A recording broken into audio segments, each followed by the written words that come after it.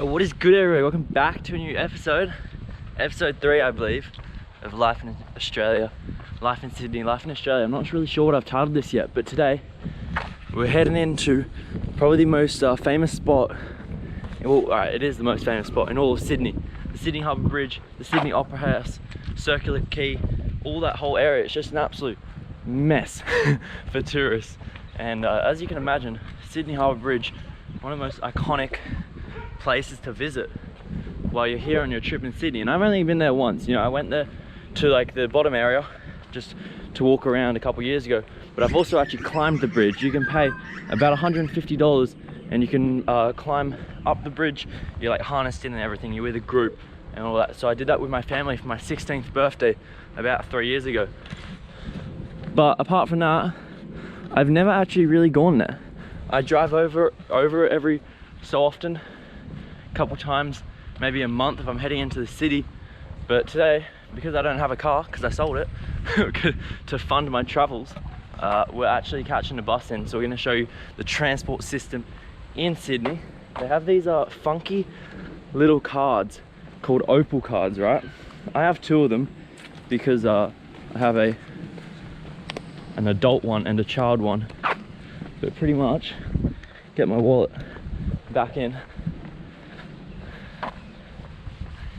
These then, you have the black one for the adults and the green one for the children and the youth, the school cards. I'm actually going to be using this one today because I have no money on this card, but pretty much these are like prepaid. You tap them on this little buzzer on the bus, and then when you get off the bus you tap it again and it calculates your fare, calculates your trip, and it costs about $3, $4 maybe to get into the city. And yeah, it just saves the hassle, you know, having to have a driver and then someone who also has to take care of the fares throughout the day.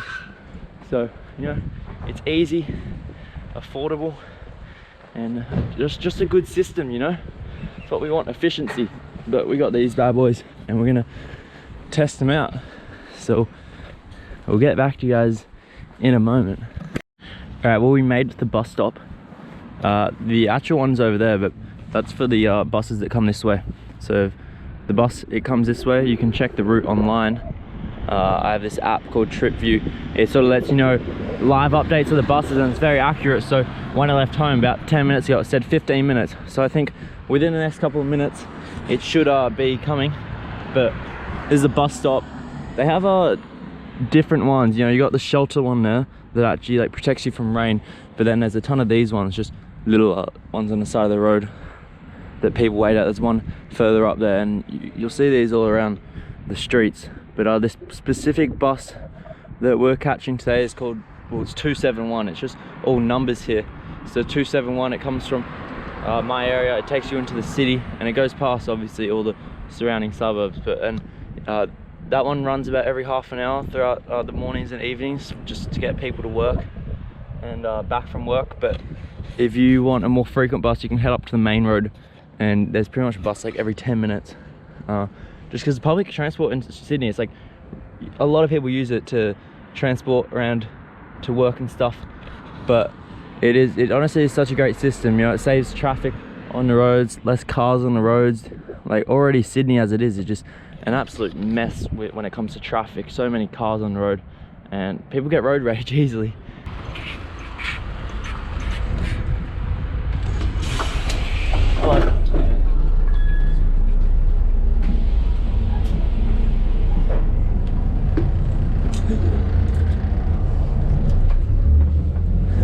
Alright, made it onto the bus. Not very busy, thankfully.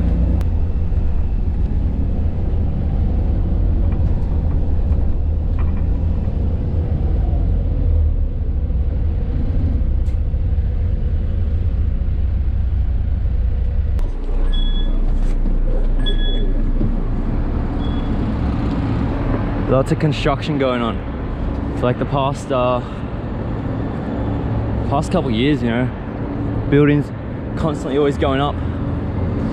But as we were coming across the bridge before, I actually don't think there was much activity down into near the Opera House, near the Sydney Harbour Bridge. So it's gonna be interesting once we're down there. There's usually a lot of buskers a lot of people playing instruments, trying to make a living, you know, doing acts, but I'm not sure, being a Monday, this is like the hub. So lots of people Monday come to work. But as I said, I don't know, I literally don't know where I'm walking. We're gonna see where the day takes us, see what happens, and then yeah, we'll just go with the flow. So back in about like, actually I'm not really sure, but in about the 80s, 90s, maybe early 2000s, Sydney had one of the biggest tram lines in the country. That's a tram. Wow, I didn't even know it was running actually. It's been a long while since I've been here. So that's a tram. They're like trains, but they go in the middle of the road. But essentially we had one of the biggest tram system. And for some reason they decided to destroy it all, leave it just for the cars, for the roads. But recently they've realized that it's actually such an efficient form of transport. Actually, yeah, they're doing tests. So as I said, they're only doing tests on this because it's so recent. They decided to redo the tram line because they realized it's such an efficient form of transport. Ooh. But it's on like tracks and that stuff. It's still confusing as to how it all works. We finally reached where I wanted to go. This is the I don't actually know. Darling Harbour, Wharf. I genuinely don't know. You know, this is out of my comfort zone. I'm not usually coming to these areas, but up ahead we got the Harbour Bridge. These ferry services. They go to a variety of ports throughout Sydney. You know, you can get to Manly. That's where we were in the other videos. There's a wharf down that way. There's also some in a place called Mossman, and you can go to the zoo. You can get a ferry to the zoo, but they come in here, pick up the passengers, and similar to the bus payment system, you just tap on with your Opal card. So it's good that the different systems are all sort of linked to the same payment method. But this is the boat going out, and then they'll make their way off to the destination.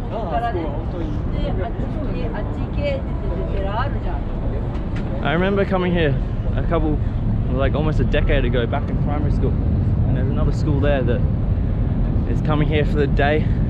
It was always exciting coming out on a field trip, on a day trip with your friends, with the teachers. It's like something different from the classroom that you spend so much time in. So they're probably really excited, all happy and everything to be out in this wonderful city. But just look how much construction is going on. All those buildings, lots of cranes, stimulating the economy, creating lots of jobs. Alright, so you see those boats, they're pretty big, right? But where I am right now is actually where the massive cruise ships come in to pick up their passengers. You got the cruise terminal here, and these massive ships, like cruisers, 30 floors, thousands and thousands of tons, and they come in here, they dock, pick up their passengers, and then they go overseas, go overnight to their next destination. I've been on a couple cruises. A big cruise company here is called P&O, but it's always fun and exciting going on a cruise. But like the ships they're absolutely huge. I don't think like they would take up this whole wharf, and they got the barriers there just to stop the damage of coming in when they come to dock. But this seems relatively new. I actually don't know what this is. It's on sliders, so it's got some movement capability.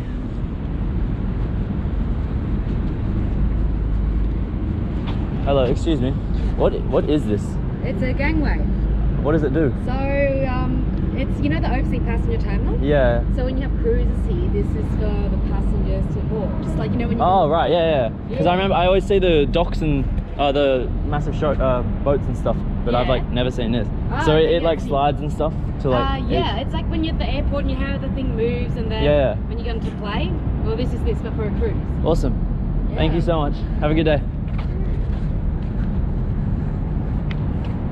Yeah, so when the passengers are boarding, as you said, just like an airplane. You know how you go through that little tunnel into the door, but this allows you to dock.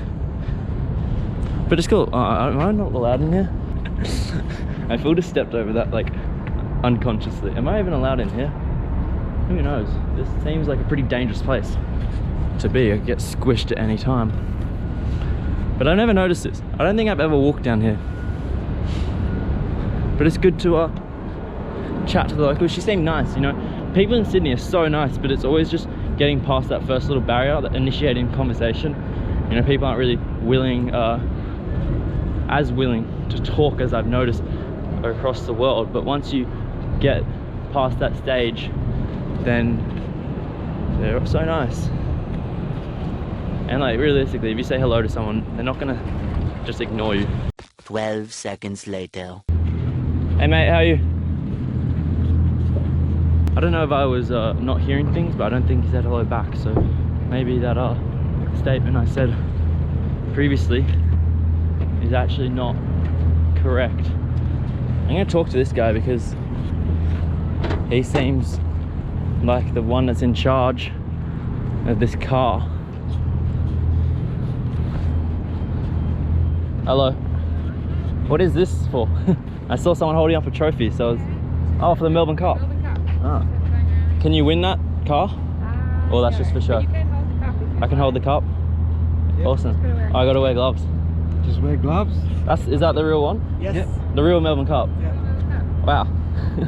So that's why there's all security and stuff here? Yeah. That's crazy. Is it okay if you just hold that? Yep. Awesome, it's already filming.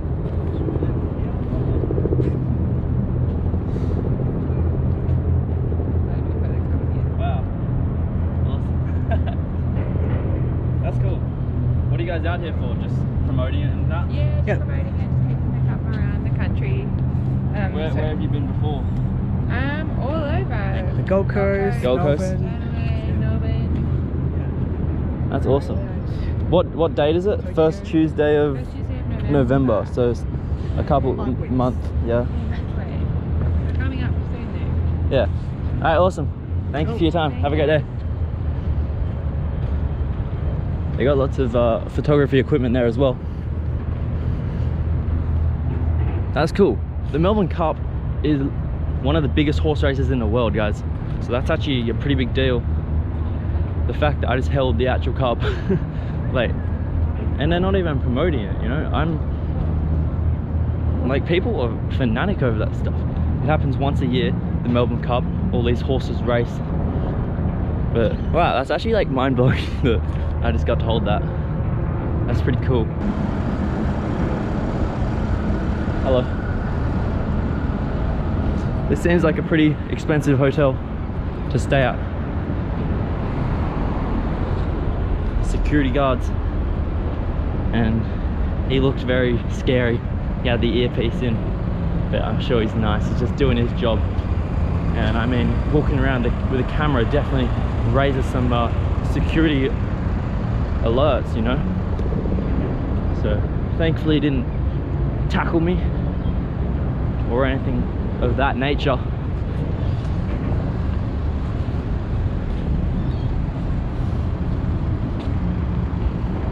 It's very beautiful, you know. It's not very busy. Saturday, if you came here Saturday, Sunday, wow, it would be absolutely just something else. So many people, because Saturday and Sunday, they're the weekends. Weekends are celebrated heavily in Australia. You know, you get through the 5 days of work throughout the week and everyone just wants to celebrate. Everyone wants to party, so you get to spend time with your family, spend time with your friends. And this is just one of the places that people spend a lot of time at.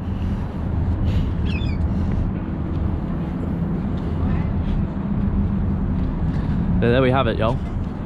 Sydney Harbour Bridge. One of the most famous landmarks in the world, you know. You associate Sydney pretty much with this, and you got the Australian flag. I believe that the Aboriginal Indigenous flag is also up there, I think behind one of the beams, but yeah, it's pretty cool. There's people beginning their hike up there. So they'll walk along the top arch there, get to the middle, cross, and then come back down. It takes about, I think it was like 45 minutes maybe. But for a couple of weeks every year, this whole city, there's this thing called the Vivid Light Show.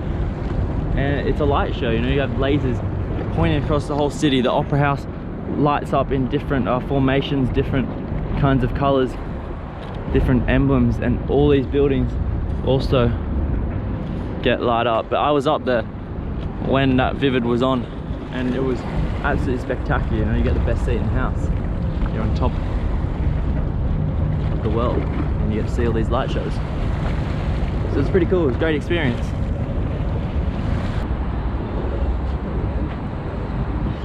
I didn't even know that existed, a lift. Hello, how are you guys?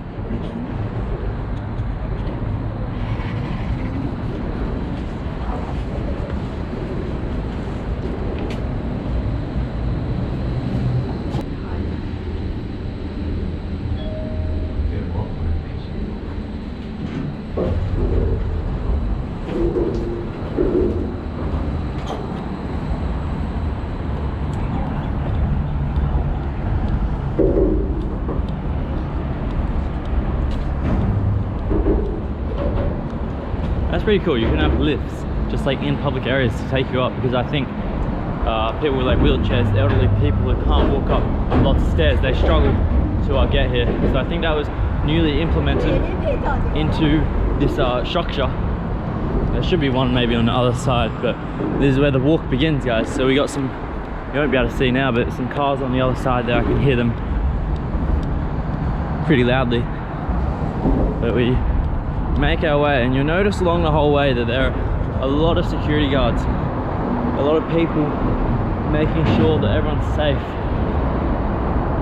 After a recent event, I think back in about 2016, there was a terrorist attack here in the city where a gunman took hostage about 20 people in a factory called the Lint Cafe. Those are little lint balls. One of the most delicious chocolates you can eat. But he went in there, had a shotgun, had bombs, and he took all these people hostage. And he actually displayed ISIS flags along the walls, along the windows, and he put up these hostages to the windows so no snipers like the police could actually take him out without like hurting the innocent people. So eventually he shot someone, and that was just like it. The raid began, and we put in lots of SWAT teams and all that, and they took him out. But unfortunately someone else died in the crossfire. So unfortunately 2 people died in that incident. And then just a couple of weeks ago, actually, a mentally ill patient ran around with a knife and actually stabbed a woman. And these legends, they fended him off with a milk crate. The things that you put bottles in, he fended them off with a milk crate. So that's pretty cool. Hello. He didn't say hey back, but who cares, you know, you just gotta keep promoting positivity. Maybe that will impact his day. Alright, so as you can see, in the distance we got the Sydney Opera House. It's very unique shape, but in Delhi there's a similar looking structure. You know, it's white, it's got sort of different leaves and stuff. So I went and visited that, and I sort of got reminded of this structure as well. So they're very similar, but each little, like, what are they called, sort of leaves, the artist who designed it, actually, if you take all those leaves and put them in a specific order, then they actually create a perfect sphere. So only he would know how to put that together, but they all create just the perfect ball if you put them in a certain way. Also down there you can see there's a little pool. There's a little pool on top of that hotel. That is one of the most expensive hotels in all of Sydney, and I can't remember the name of the guy that stayed there, but a very famous person stayed there one time many years ago, and he wanted a grand piano in his room. There was no other way to fit the grand piano in, so they actually had to cut a hole through the roof And then of course after a stay, the grand piano still remains in there, and they had to fill up the hole in the roof, so they decided to put a pool there. So that guy, living the life. He can order just a grand piano whenever he wants. So can't remember his name, but we were actually told that when I was climbing the bridge. That was the one thing I remember, because we're at the top and the lady that was conducting the tour actually explained that to us. Hello. When the Harbour Bridge was built back in the day, I'm not sure what year it was actually, but many people died, you know, back in the 1900s. Safety was not the major concern, so they had no harnesses, they had no barricades, so multiple people fell off, but one man actually fell off with his paint bucket, and everyone that fell off died except for this one guy, because he actually threw his paint bucket down onto the water and broke the surface, so it created a smoother landing. He still ended up with broken legs and stuff, but he survived nonetheless. So he chucked his paintbrush and paint bucket down before him, and that created just a little bit of a break in the water, because you know, at this height, jumping off here is essentially jumping into concrete. But you see those big cliff diving championships, they actually have little hoses that break the water for a smoother entry. So that's a cool little fact that he actually survived.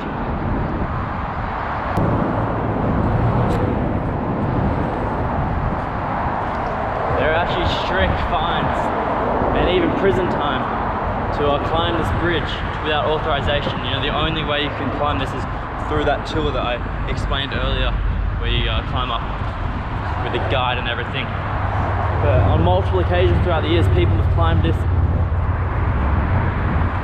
from the outside, and I remember in recent years a naked man, he was on top of the Harbour Bridge just naked. He was definitely mentally ill, and yeah, it took hours to get him down. The roads were actually closed, so it inconvenienced a lot of people going to their daily commute and everything. But yeah, there's pretty much, you can see security cameras everywhere. This whole bridge is heavily secure, so there's no way you can actually get up there anymore without being caught within minutes.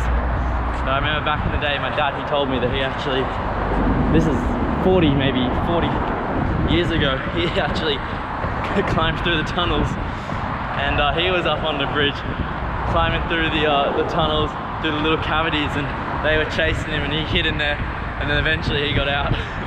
He was an absolute lunatic back in the day.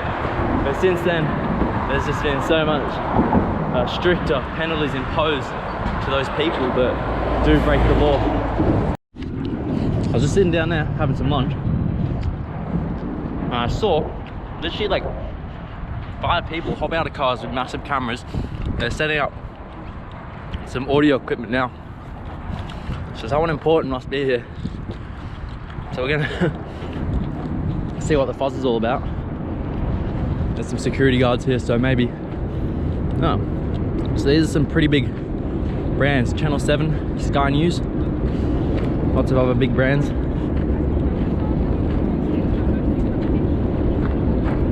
So we're gonna try to figure out what this is about. Hello, excuse me. What are you guys filming for? They're doing a press conference about life-saving. Oh, life-saving. Awesome. Alright, have a good day. Alright. So I got a God, I can't even speak. Press conference over there. It's good that he let me know what's going on. Whenever you're in Sydney, it's important to look at all the signs, because there's plenty of rules to follow. You can see 2 hours parking from 8:30 to 3 p.m. So these cars, they have permits, maybe they're paid for the day. There's lots of ticket areas, but this ranger here, he's actually booked someone for breaking one of those rules. Maybe he doesn't have a permit, or he's already been here for over 2 hours, but he's booking them now. So they take it very seriously. There's lots of rangers, specifically in Sydney, in the city. There's lots of rangers. In my area, it's a little less strict, but in these city areas they're really toughening up on them. So they have those rangers out there who book people with tickets, and then that person there will have to pay about $200-300 fine just for their wrongdoing. But there's a cool app called Trip View that actually like tracks the bus, lets you know every single route in New South Wales, for that matter, in the state that I'm in. So the whole route, everywhere that a bus takes you, you can put in the bus stops that's closest to you. It tracks your GPS and that stuff. So it's super helpful, super handy, because even me, you know, I'm lost out here. Got barely any knowledge of where I'm going, but thankfully technology has assisted us in today's age, and we can actually get to where I need to be.